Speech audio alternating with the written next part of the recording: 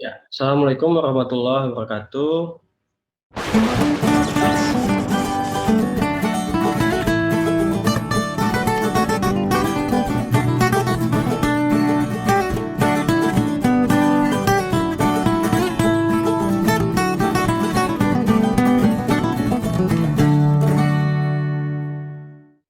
Bahasan kita kemarin di web service-nya, nah, nanti kita ulas lagi, lanjutkan. Cuman di sini perlu saya jelaskan juga mengenai gaya ya atau arsitektur, terutama di sini mengenai service kan ya. Yang pertama ada golden rules katanya ya. Can you make a change to a service and deploy it by itself without changing anything else? Jadi bagaimana kita bisa ya merubah atau membuat suatu service ya tanpa kita merubah hal lainnya. Nah, itulah yang menjadi apa ya pengembangan terkini ya. Ada istilahnya yang lagi hit itu adalah microservice. Jadi bukan lagi web service. Nah, nanti kita ulas ya antara mono, SOA ya, service oriented dan micro. Gitu. Yang pertama monolitik arsitektur. Nah ini nanti saudara bisa bisa ketahui ya. Oh saya ini sudah sampai gaya arsitektur mana yang digunakan. Apakah hanya sebatas monolitik ya, mono gitu, atau sudah service oriented atau bahkan sudah bisa mikro gitu ya, microservice. Yang pertama mono. Nah kita bisa lihat di sini saya gambarkan ke sebuah bangunan ya, satu buah bangunan. Jadi mono hanya terdiri dari satu. Nah, arsitektur ini berjalan pada satu lapisan saja ya, menggabungkan semua fungsi yang dibutuhkan oleh arsitektur. Jadi semua ada di dalam bangunan ini. Jadi satu paket gitu ya. Aplikasi dengan arsitektur monolit ini menggambarkan perangkat lunak terdiri pada satu tingkat. Semua komponen-komponen ya. Kalau kita mengenal kemarin ada istilah MVC ya di pemrograman web, model view controller itu kan satu paket utuh gitu ya dalam satu platform tunggal. Nah, itu yang dinamakan mono. Artinya kalau saudara membuat web ya, membuat sistem dalam satu kesatuan, mau itu berbasis web, mobile ya, desktop itu satu kesatuan, satu aja. Berarti itu merupakan gaya arsitektur monolit ya. Kemudian nah, kurang lebih seperti ini. Di kemarin sistem ya, sistem informasi terdistribusi, saudara dikenalkan beragam jenis ya, server, database, platform dan seterusnya. Nah, kalau di monolit ini semua satu bagian tadi ya, satu bagian dan biasanya hanya menggunakan satu DBMS. Contoh SQL di sini ya. Dan itu semua akan diakses oleh klien-klien ya. Ini mau dari desktop, mau mobile ya, mau dari tab. Semua mengacu ke satu paket ini. Ya, di dalamnya ada apa? HTML ya, JSON, JavaScript ya, MVC, model view controller. Ada service-service di dalamnya. Gitu. Kemudian ada share data katanya. Ya, ini monolitik arsitektur ya, aplikasi yang menggunakan gaya arsitektur monolit. Nah, manfaatnya apa? Ya memang kalau kita membuat monolit arsitektur ya, aplikasinya itu mudah dikembangkan. Ya, kita dengan mudah kan kalau bikin rumah ya, rumah mau ditingkatkan ya gampang ya, tinggal ke ataskan seperti itu. Jadi di awal itu mudah, tapi ketika nanti ya perkembangannya akan istilahnya dikomunikasikan dengan aplikasi lain, nah itu baru dapat masalahnya. Ya, nah ini kita manfaatnya dulu ya. Manfaatnya tadi mudah dikembangkan, mudah diuji. Nah, kita hanya menggunakan satu tool Selenium, contohnya di sini saya ya pakai browser, kita tinggal debugging ya, itu mudah karena hanya satu paketan itu tadi. Kemudian mudah digunakan, tinggal kopas ya. Folder misalkan di localhost, ya, kita mau deploy ke server tinggal kopas kan semua aplikasi pada satu folder itu kita angkat ke server. Gitu. Kemudian mudah juga untuk melakukan pengukuran dengan menjalankan banyak salinan di belakang load balancing. Kemarin ya, load balancing di belakangnya ada server, kita tinggal kopas kan ke server 1, server kedua, server ketiga, dan seterusnya. Itu manfaatnya. Ya. Tapi kekurangannya apa di sini? Nah, kita mendapatkan masalah ketika nanti di pertengahan jalan atau ada pengembangan selanjutnya. Ya, pengembangan yang mengharuskan interoperabilitas. Nah, ya sudah mulai mengenal ya istilah interoperabilitas. Ya. Di kemudahan untuk berkomunikasi tanpa batasan, mau itu sistem operasi, platform, bahasa pemrograman, dan segalanya ya bebas. Nah itu susah. Ya. Pemeliharaan, maintenance ya. Jika aplikasi terlalu besar, nanti dari kecil-kecil tadi bangunan ya, menjadi besar-besar dalam satu paket yang sama, kompleks di dalamnya, untuk dipahami sepenuhnya itu sangat sulit ya. Sehingga nanti perubahannya mau merubah misalkan ya, kita ini fungsinya di mana sih? Nah, itu kan tracingnya perjalanan panjang nih, karena satu packaging semua harus dicek ya. Ya kalau kita bisa bayangkan, mungkin kita bayangkan aja satu script itu semua script ya terdiri dari satu file saja misalkan ya. Satu bagian lah besarnya gitu. Walaupun bisa MVC ya tadi ada service juga MVC-nya di dalam. Gitu. Kemudian ukuran aplikasi dapat memperlambat waktu startup. Nah ini juga sama ya. Karena itu semua dibanding dalam satu kesatuan, berarti itu startupnya akan lama. Ya, berbeda dengan kemarin kan kita belajar sistem itu kan ketika didistribusikan itu masing-masing akan menyalakan ya startup masing-masing. Jadi tidak membutuhkan waktu yang lama. Kalau ini startup semua berarti kan ya dalam satu kesatuan paket. Kemudian deployment ulang secara keseluruhan. Nah ya. Jadi contoh kita mau ada pembaruan kecil ya sedikit misalkan merubah nama menu ya. Dari mulai misalkan masuk menjadi enter misalkan ya. Berarti kita harus build ulang semuanya satu paket tadi itu. Gitu ya.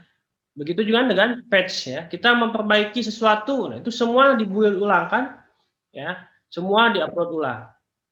Walaupun kita bisa strateginya ya, checkingnya kita bisa sekarang pakai apa disebutnya versioning ya.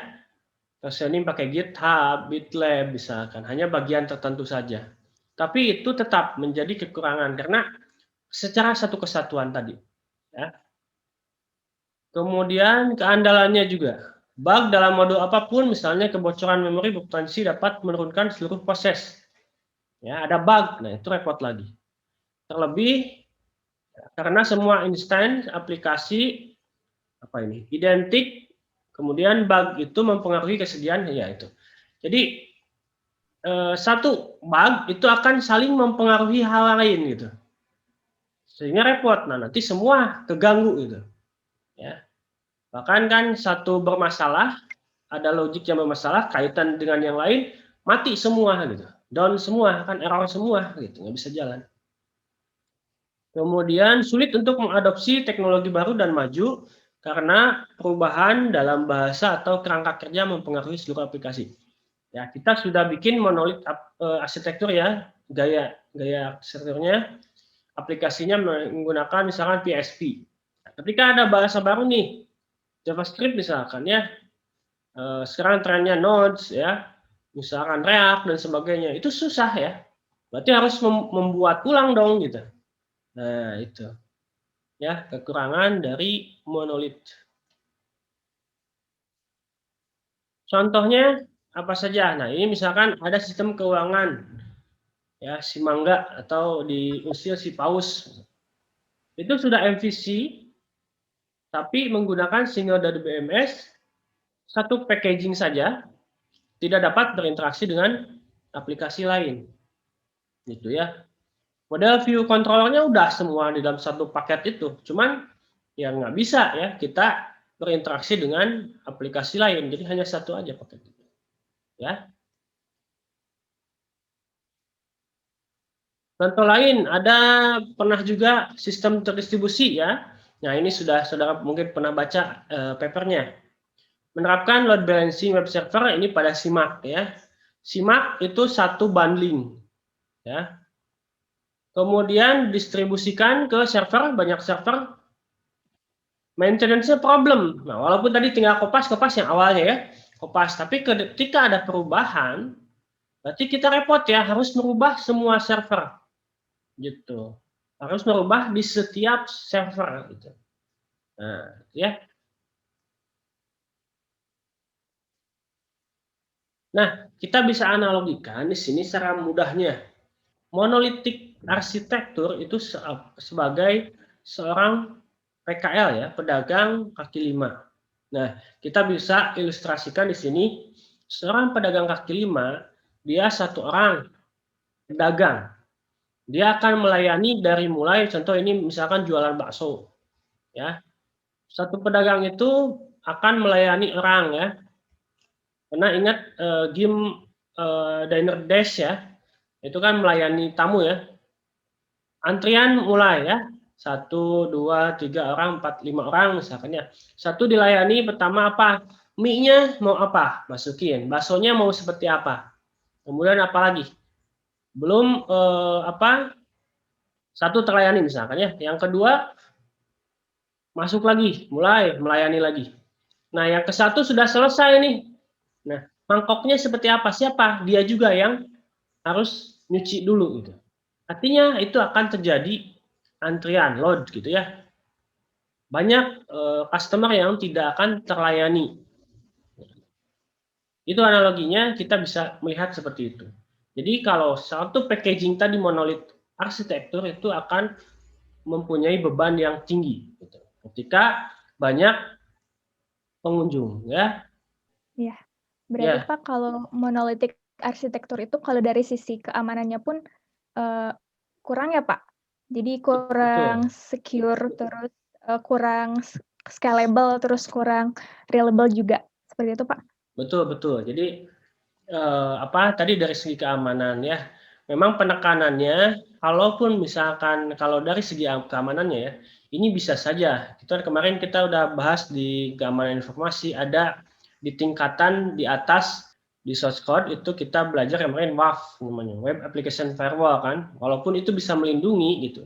Tapi tetap kan ini istilahnya ini pada ke arah arsitekturnya. Arsitektur yang digunakannya berarti nanti satu kali ada bug itu mempengaruhi semuanya. Seperti itu ya. Pak, izin bertanya, Pak. Ya, silakan Fikri. Terkait monolit ini, apakah ini diperuntukkan untuk full stack atau back stack atau ini Pak, yang istilahnya full stack atau yang lainnya gitu Pak? Ya, ya. Monolit ini Pak. Oke, kemarin kita ulas mengenai full stack ya, developer ada yang menyeluruh antara front end ya, programming dengan back end programming. Nah, kalau di monolit itu semua kan karena ini teknologi bukan teknologi arsitektur yang lama ya, itu belum mengenal adanya pemisahan itu. Jadi kemarin yang saya ulas ya, kalau dulu itu tidak ada yang mengenal namanya full stack developer ya, atau front end ya, atau back end gitu. Jadi semua dalam kesatuan tadi ya, walaupun sudah dipisah antara misalkan konten dengan konten isinya dengan stylingnya misalkan ya, sudah dipisah dan sudah ada punya satu service juga gitu ya. Jadi tadi di gambar slide ada servisnya, cuman dalam satu kesatuan itu saja, tidak bisa keluar gitu. Nah ini lebih ke arah arsitektur itu dalam skup yang satu kesatuan, satu packaging yang sama, gitu, tidak terpisah-pisah, ya. Itu. Jadi tadi pertanyaannya apakah ini full stack atau tidak, ya? itu bisa saja ya, bisa beda orang, misalkan yang satu bagian front end developer, yang kedua back end ya, atau full stack sekalian semuanya ya, tapi tetap membuatnya dalam satu packaging yang sama gitu. Nah, itu monolit. Tapi ketika nanti packagingnya banyak, nah itu ya berbasis service gitu, itu baru ke arsitektur yang lain. Ada service oriented arsitektur ya, SOA itu. Gitu ya. Ada lagi? Oke, dari ladies and gentlemen-nya udahlah terwakili dulu ya. Kita lanjutkan. Tadi monolit. Nah, ada juga semi di sini. Nah, tadi kita berpikirnya monolit satu packaging ya. Ada juga semi monolit, itu maksudnya bagaimana? Nah, misalkan tadi satu performa ya, satu packaging itu akan mempengaruhi performa yang berat ya. Itu semua akan mengakses ke sana. Nah, pertanyaan barusan dari Fikri ini termasuk ke sini juga. Ada front end dari back end, tetapi akhirnya membuat 2 atau bahkan kemungkinan 3 ya, aplikasi menjadi besar semuanya itu. Jadi tadi misalkan kalau full stack satu terlalu besar nih nanti bebannya. Kita pisahkanlah front end-nya ya dari back end-nya ya. Tapi lama-lama nanti front end ini tumbuh menjadi besar ya, back end menjadi tumbuh besar, itu akan menjadi monolit masing-masing gitu. Ya. Sehingga tetap bebannya ini akan menjadi besar gitu. Seperti itu. Karena konsepnya itu bukan berbasis service nanti, berbasis layanan ya. Bahkan kalau dulu kan sebelum adanya service itu yang diakses apa? Database langsung. Nah, jadi kalau kita lihat batu-batu ini nanti tetap mengakses pada satu database yang sama. Gitu kan? Ya. Jadi bebannya nanti akan kebayang ya beratnya. Semi monolit itu adalah langkah yang salah ya untuk ke arah yang benar gitu. Jadi kita mau ke arah yang pengembangannya benar tapi langkahnya salah kalau memisahkan seperti tadi ya. Nah, kita lanjut ke service oriented. Kita gambarkan ini Lego ya. Untuk membangun sesuatu, misalkan rumah-rumahan ya, kita pakai Lego kan, kita tinggal susun ya. Nah, bagian-bagian itu adalah service gitu. Jadi bukan satu kesatuan gedung tadi, tapi terdiri dari pecahan-pecahannya. SOE ya, Service Oriented Architecture adalah cara untuk benar tadi ya, berkembang ya, development ya, dari semi monolit ke arsitektur yang lebih beragam. Caranya pakai service oriented, bukan tadi ya mengembangkan masing-masing. Nah, soal ini menjawab permasalahan interoperabilitas. Ya, saudara harus sudah mulai mengenal, memahami interoperabilitas karena ini akan berkaitan terus ya dengan web service. Yaitu apa? Kemampuan berinteraksi dari suatu produk atau sistem dengan aplikasi lainnya.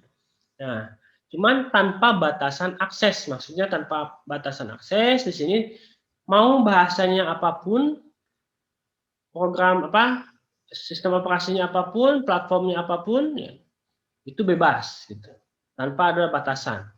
Ya. Interoperabilitas sistem melibatkan berbagai komponen yang heterogen. Ya.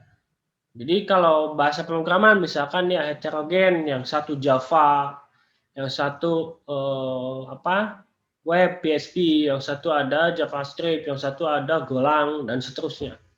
Ya. Platformnya, sistem operasinya, bahasanya beda-beda, harus dapat diintegrasikan guna menyediakan layanan optimal gitu ya. Soal ini gaya arsitektur sebuah sistem yang membuat dan menggunakan proses bisnis dalam bentuk layanan pada siklus hidupnya. Jadi berbasis layanan, basisnya layanan ya. Mau layanan apa nih? Kalau kita kan datang ke puskesmas, mau layanan apa? Ditanyakan di awal ya. Mau ke gigi, mau ke umum, mau ke poli apa, poli-poli ya. Nah, itu layanan, berbasis layanan. Beda dengan kita tadi analogi ke PKL ya, dan kelima. Mau apa nih, semua sama orang ya. Saya yang sebagai PKL-nya, oh butuh apa, handuk, ya, ini beli handuk ya, butuh apa, bakso juga jualan ya, butuh apa lagi, semua dia garap sendiri gitu.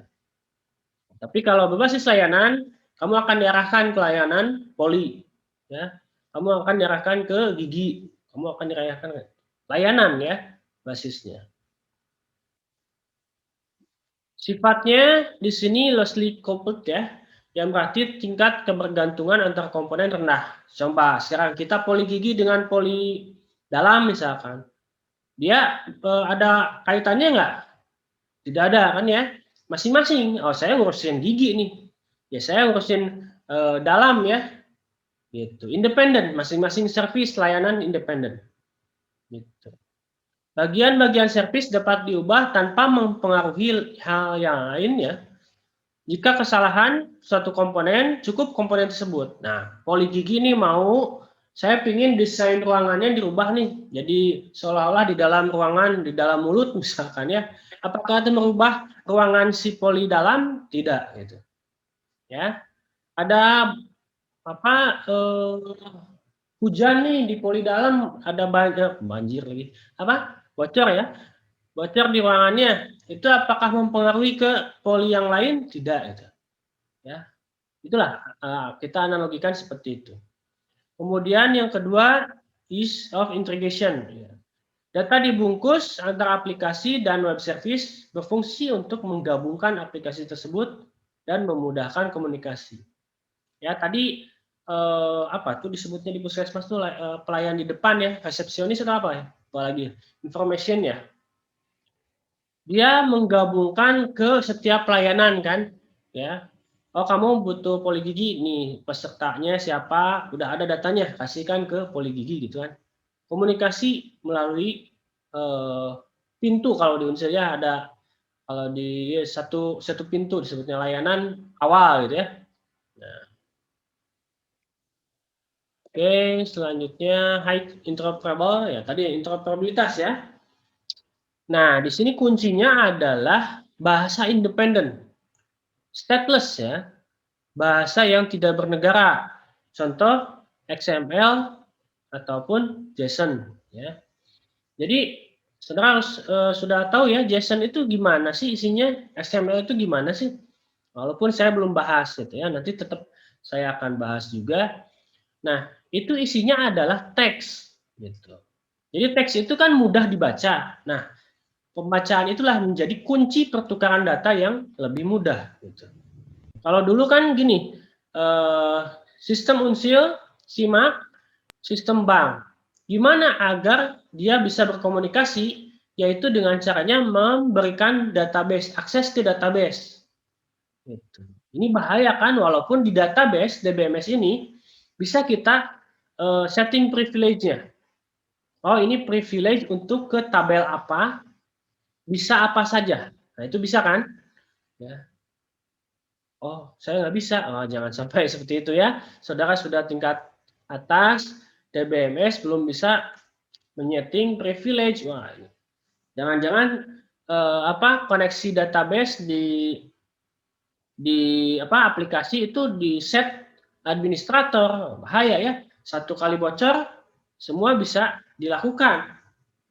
Dengan mudahnya drop database udah hilang semua ya.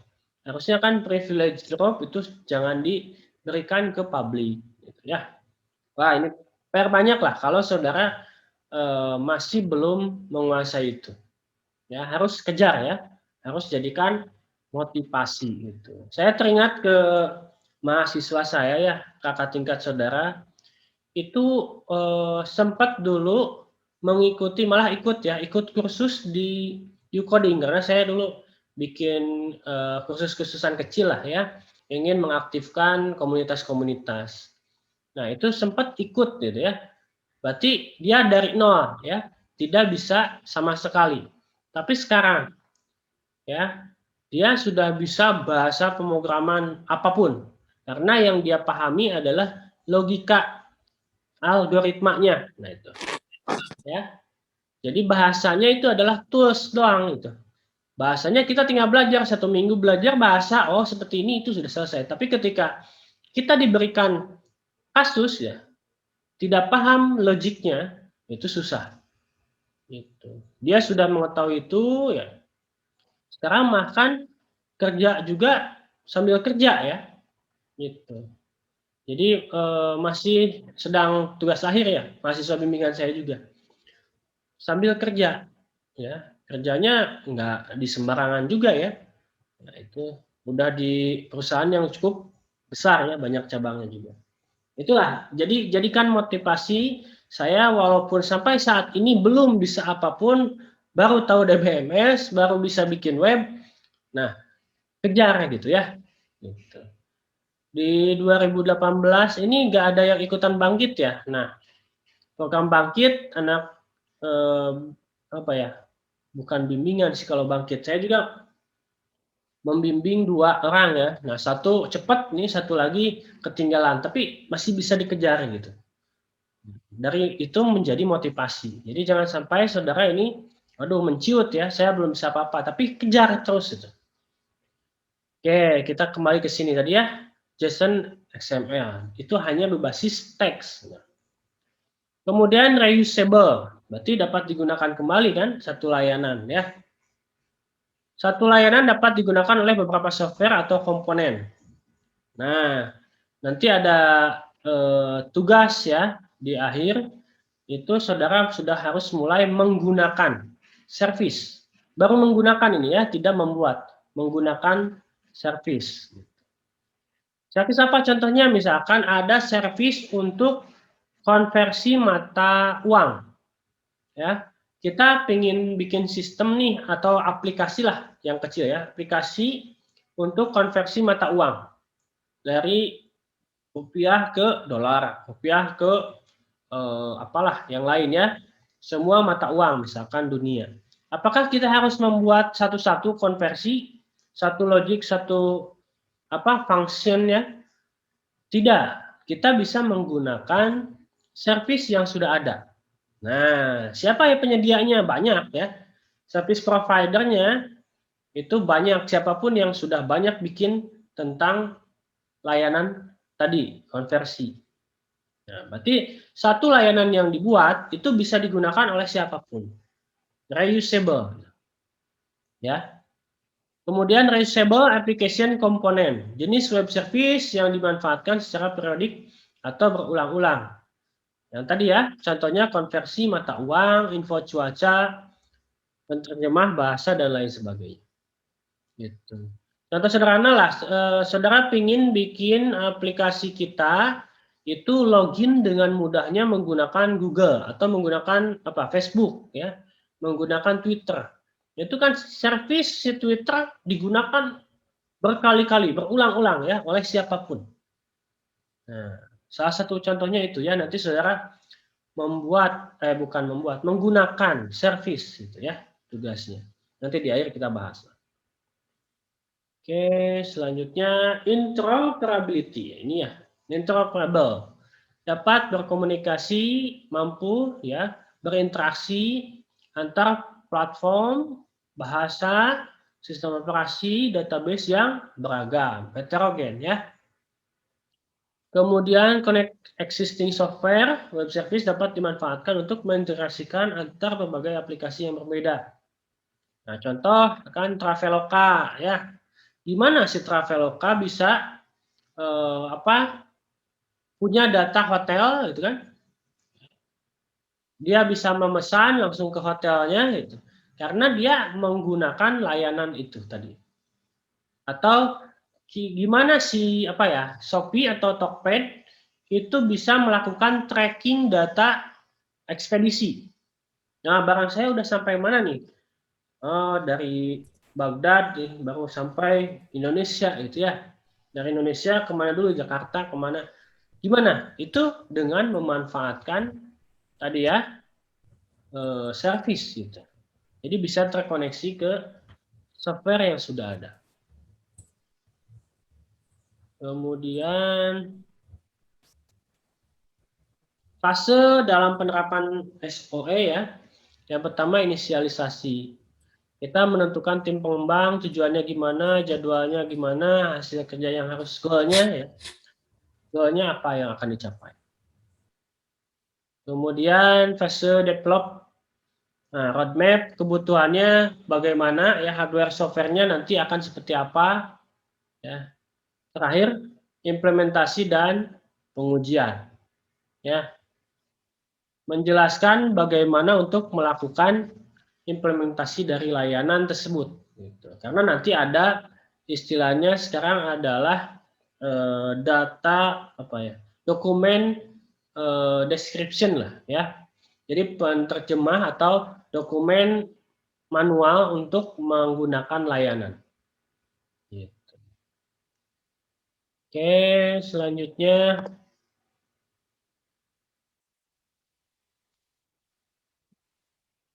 Nah, analogi SOA ya, kita menganalogikan sebagai jembatan penghubung antar pulau. Jadi ada banyak pulau-pulau, gimana kita menghubungkannya dengan tadi ya, bahasa yang stateless.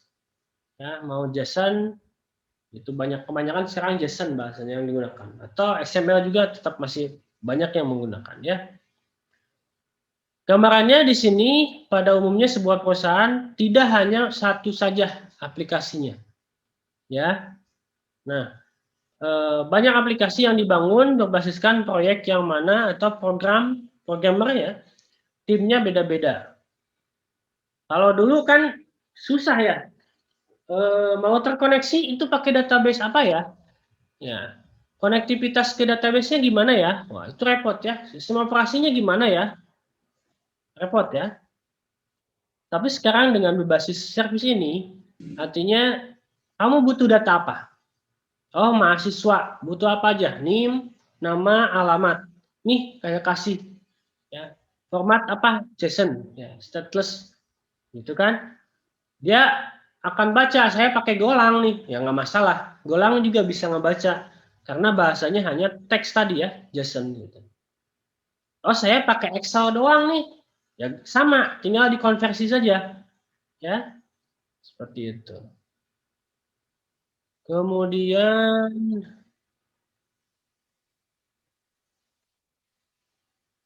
nah, lalu SOA dan web service itu apa?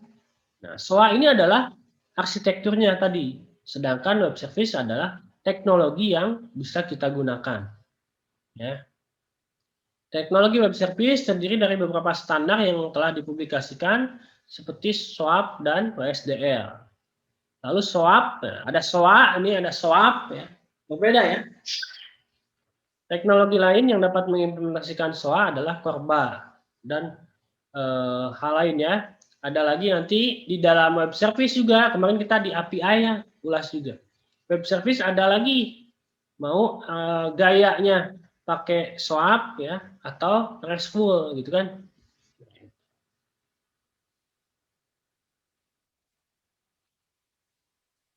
Nah, implementasi dari SOA ini adalah web service, yaitu pertukaran datanya dalam format XML ya, kalau dulu. Sekarang banyaknya JSON.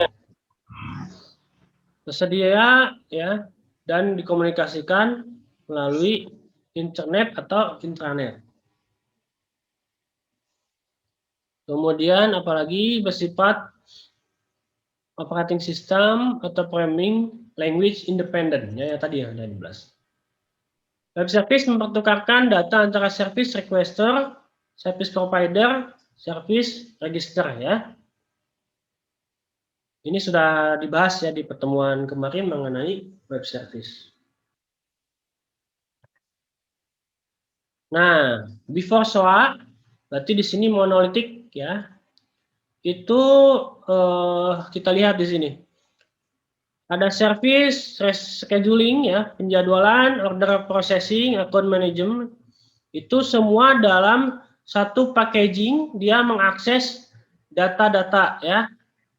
Tapi setelah dibuat SOA, nah ini yang dipisahkan itu adalah layanan ya. Order processing, account management, service scheduling. Ini adalah berbasis layanan. Kemudian layanan ini digunakan oleh siapapun ya, di bagian manapun. Reusable business service. Nah, di sini gambarnya semua bisa mengakses ke data manapun. Gitu ya.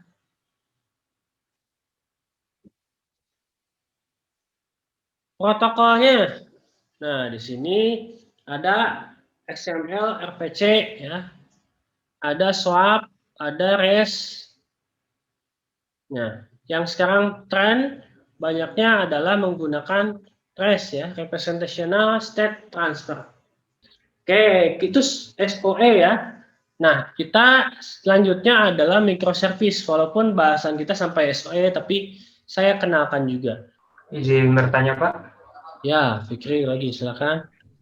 Terkait yang tadi telah disampaikan oleh Bapak, yang dua tadi, bagaimana apa sih manakah yang lebih baik dari kedua yang tadi Pak? Menurut ketika kita membuat sebuah aplikasi, aplikasinya itu tentang sistem informasi Pak, seperti itu Pak. Ya, baik. Kita bahas tadi ya monolit dan SOE. Mana yang lebih baik ketika kita akan membuat sistem informasi? Tergantung ya. Sistem informasinya itu skupnya apakah internal atau skupnya kecil atau skupnya besar. Nah, dalam artian gini, apakah sistem informasi ini akan hanya digunakan oleh internal, misalkan satu lembaga saja. Nah, kan kita butuh gini, sistem KTP, sistem informasi KTP. Apakah itu hanya digunakan di Dukcapil? Nah, ternyata misalkan awalnya iya untuk di Dukcapil saja.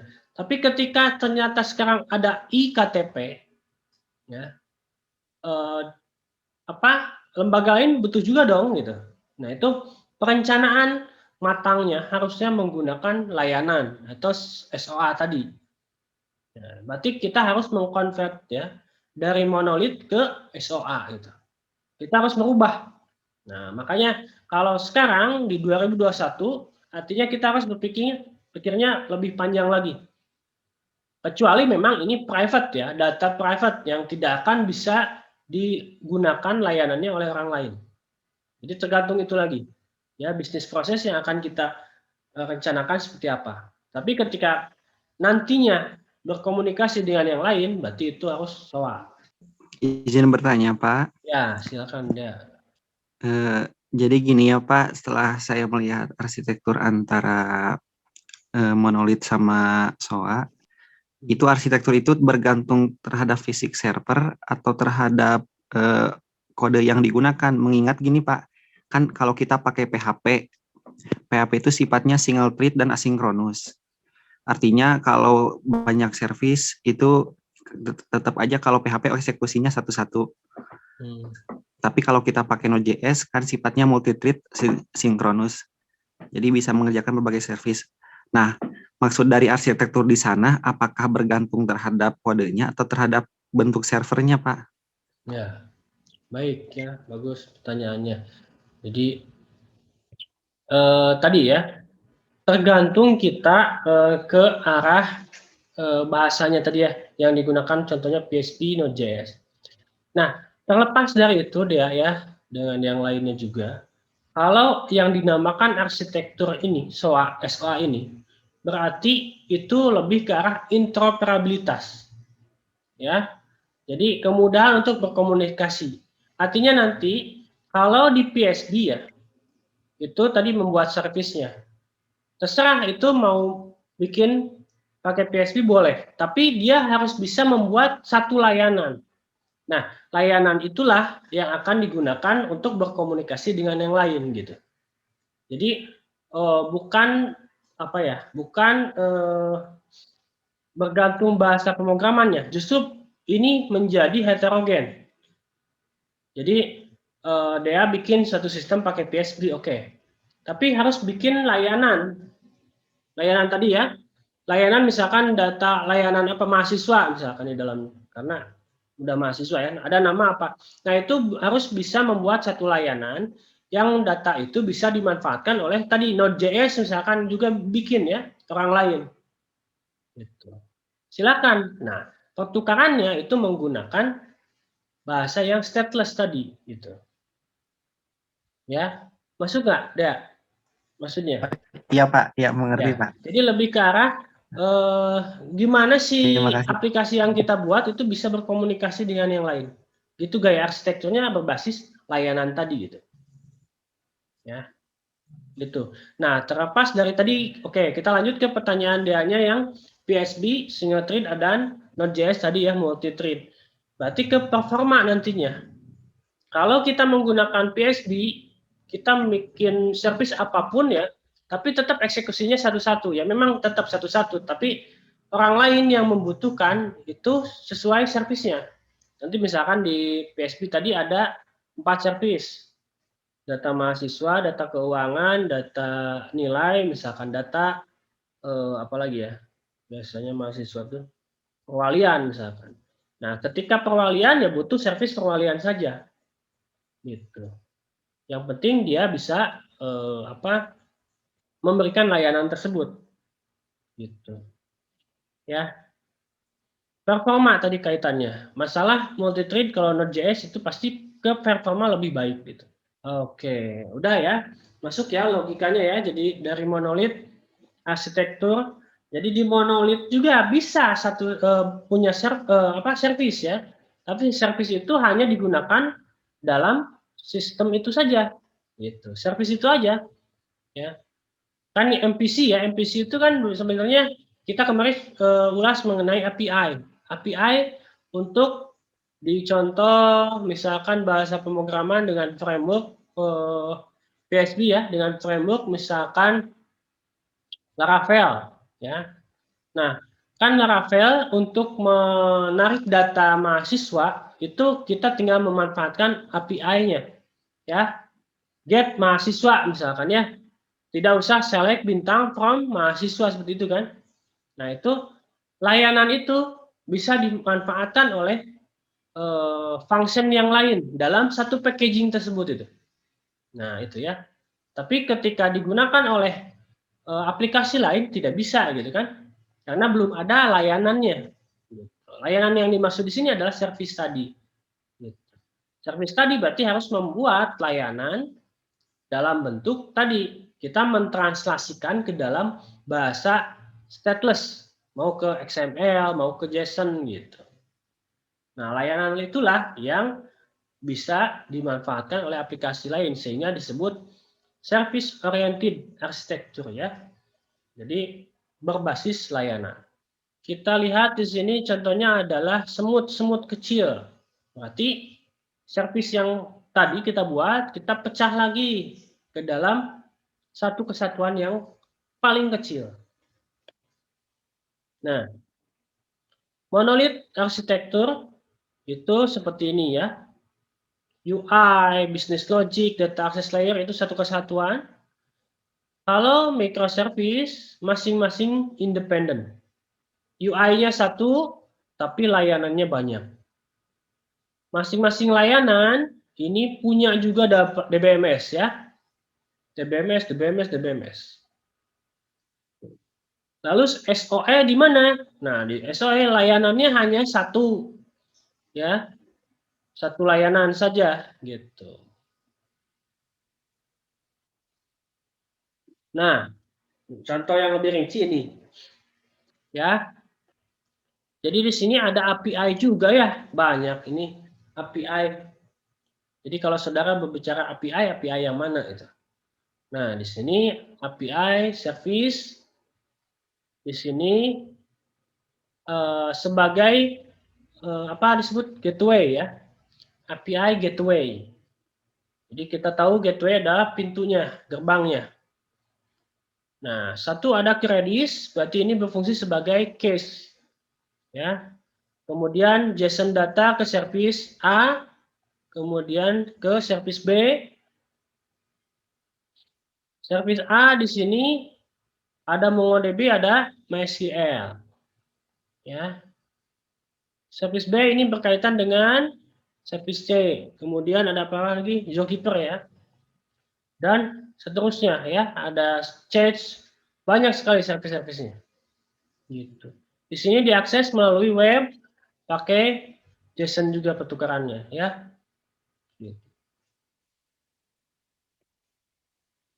Nah, microservice di sini. Arsitektur berbasis layanan mikro adalah arsitektur yang meniru SOA dengan layanan yang sangat kecil dan terinspirasi oleh Unix ya. Yang melakukan satu hal dan melakukannya dengan baik. Artinya di sini memecah layanan tadi ya dalam SOA itu ke dalam layanan yang sangat kecil, paling kecil gitu. Oke. Kecilkan layanan itu, buatlah sekecil dan seindependen mungkin ya, dan dibuat banyak. Gitu. Satu-satunya perbedaan antara SOA tradisional dan layanan mikro adalah mikro dengan jelas menyatakan bahwa ukuran layanan harus minimal. Ya.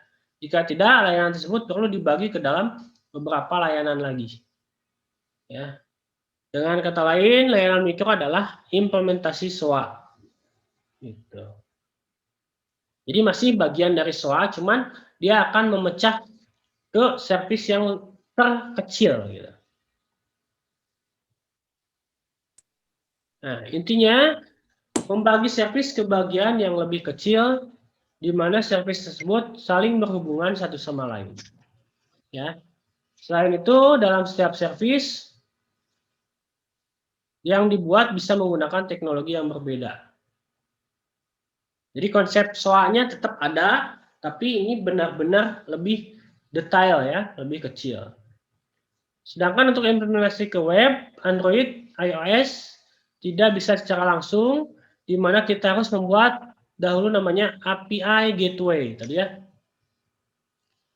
API Gateway ini tugasnya load balancing, caching ya, access control, API meeting ya, metering. Jadi untuk mengukur dan monitoring. Oke.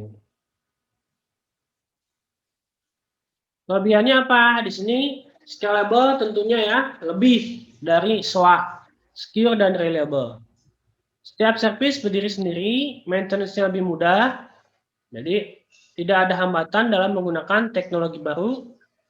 Setiap tim developer dapat mengembangkan setiap service tanpa menggunakan service lainnya. Jadi konsepnya tetap di SOA tadi ya, cuman lebih detail. Kekurangannya apa? Nah, ada juga kekurangannya. Ketika satu entry pada database berubah, maka setiap entry yang sama di setiap database yang service-nya ya harus dirubah. Gitu. Kemudian untuk beberapa kasus sulit untuk menerapkan perubahan service, jadi perlu perancangan yang matang. Nah, kuncinya di sini tadi ya ke pertanyaan Fikri sebenarnya. Pak, kalau kita mau bikin sistem informasi, bagusnya pakai monolit, SOA, atau mikro. Nah, kita harus perancangan yang matang, sejauh mana ya kita akan mendevelop, sejauh mana scope yang akan kita buat. Karena kalau kita hanya scope kecil, tapi menggunakan microservice, tetap aja itu kurang cocok. Ya.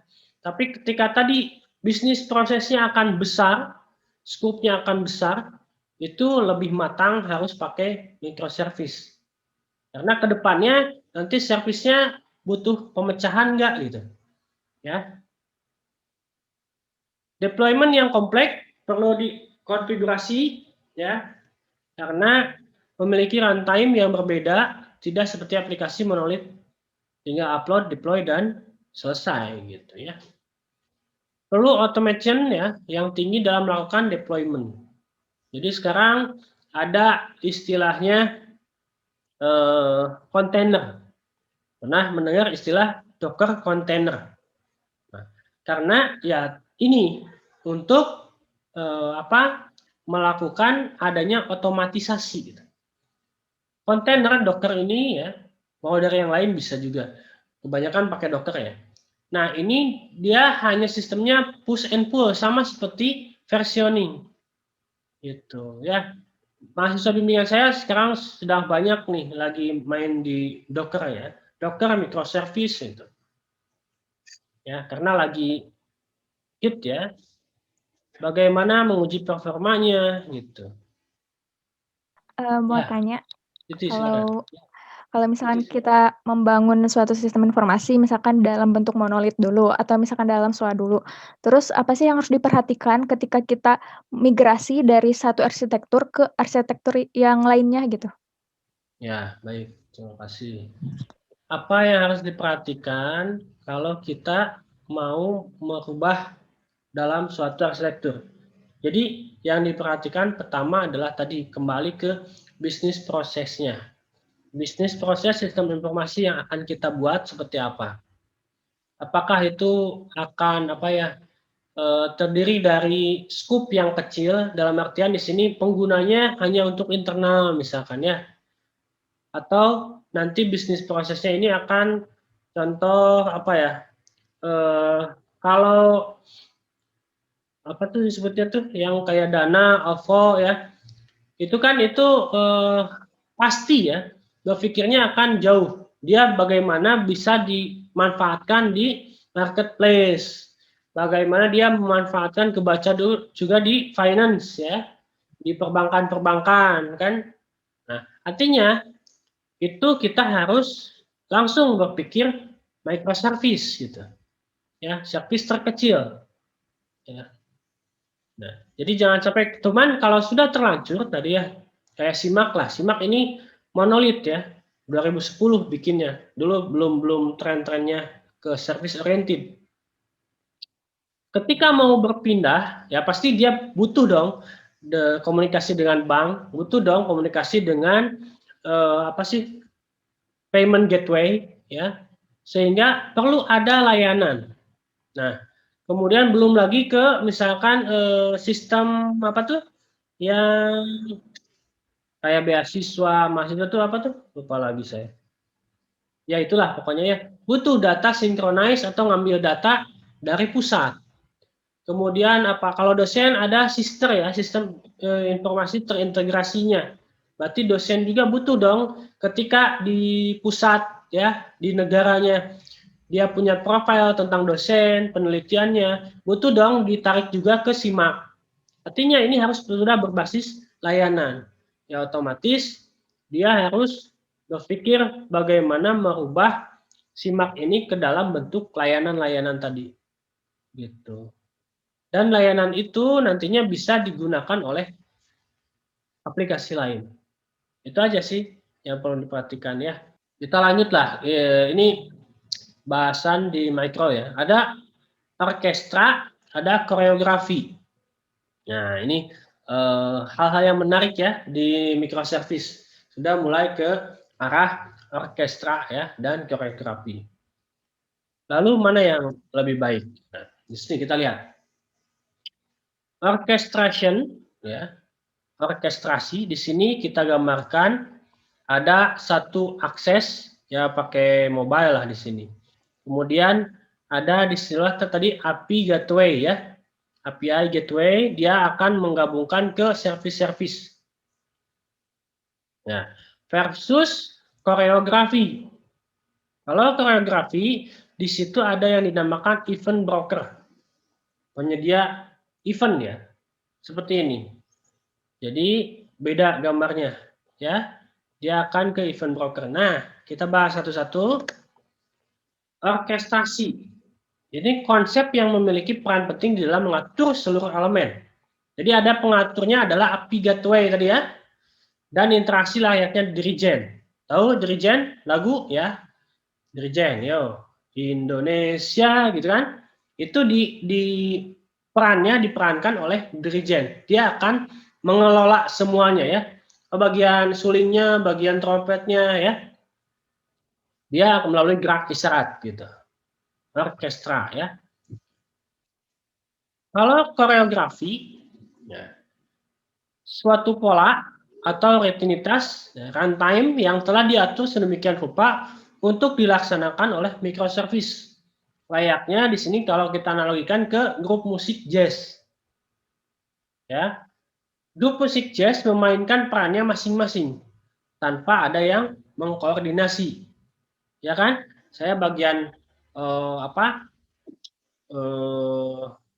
disebutnya trompet ya, saya bagian gitarnya gitu. Dia akan memainkannya masing-masing tanpa perlu ada dirijen tadi, ya. Nah itu bedanya koreo dengan orkestra. Lalu kaitannya apa dengan yang tadi? Nah ada lagi slide sebenarnya, kayaknya ya ke save. Nah tadi API gateway, ya. Saya misalkan sebagai dirijen. Kamu butuh data misalkan tentang tadi ya, butuh trompet. Berarti kita kan harus ke API gateway dulu ya. API gateway baru mengontak ke trompet. Saya butuh lagi ke gitar melalui API gateway. Nah, kendala di API gateway ini artinya dia akan menumpuk pada satu API, layanan API gateway tadi. Ya. Kendala juga. Nah, tapi ketika mekanismenya koreografi, dia langsung ke layanan tersebut gitu. Ya. Tanpa melalui gateway tadi. Nah, itu ya. Jadi ini lebih lanjut nanti sih ya di microservice dalamnya. Jadi step by step lah. Jadi kita nanti bagaimana menggunakan servisnya dulu sebelum jauh ke koreografi dan orchestration ya ke sini. Gitu. Jadi analoginya kita tadi yang satu sebagai dirijen, yang satu pemain grup musik jazz. Masing-masing sudah main nih servisnya gitu, otomaton ya. Tidak usah menghubungi API gateway. Nah, kebetulan mahasiswa bimbingan saya juga ini ada yang sedang meneliti tentang tadi API driven ya, berbasis API, ada yang event driven, yang berbasis event tadi. Ada event broker ya. Gitu. Ini lebih dalam nantilah ya. Kita ulas lagi. Ya, baik, salam sehat selalu ya. Jangan lupa jaga kondisi. Kita tutup pertemuan sampai saat ini dulu ya. Tugasnya nanti saya paparkan di Classroom. Terima kasih. Assalamualaikum warahmatullahi wabarakatuh.